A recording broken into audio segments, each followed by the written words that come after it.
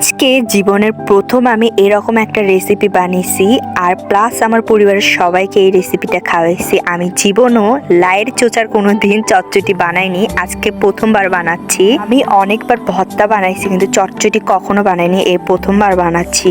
এখানে আমি বেগুনও দিয়েছি, তার সাথে একটু আলু দিয়েছি অল্প একটু। আমি কিন্তু লাইয়ের চোচাটা অনেক সুন্দর করে কুচি কুচি করে বটি দিয়ে কাটছি। কাটার পর এখানে আমি আলুর ভিতরে বেগুন দিয়ে দিচ্ছিলাম, কাঁচামরিচ বেশি করে পেঁয়াজ দিয়েছি। ভিতরে আমি বেশি মশলা দেইনি, খালি হলুদ দিয়েছি আর লবণ আর তেল, আর কিচ্ছু দেইনি। অল্প একটু মনে হয় বাটা মশলা শুধু দিলাম, দিয়ে সুন্দর করে মেখে নিয়েছি। আমার নানি বলতো চচ্চড়ি যত মাখবা অতই স্বাদ হবে। এখানে আমি এত সুন্দর করে চচ্চড়িটা মেখে নিয়েছি, তারপর ওই যে ছাঁচিলায় চোচাটা দিয়েছি, দেওয়ার পর এটাও সুন্দর করে মেখে নিয়েছিলাম।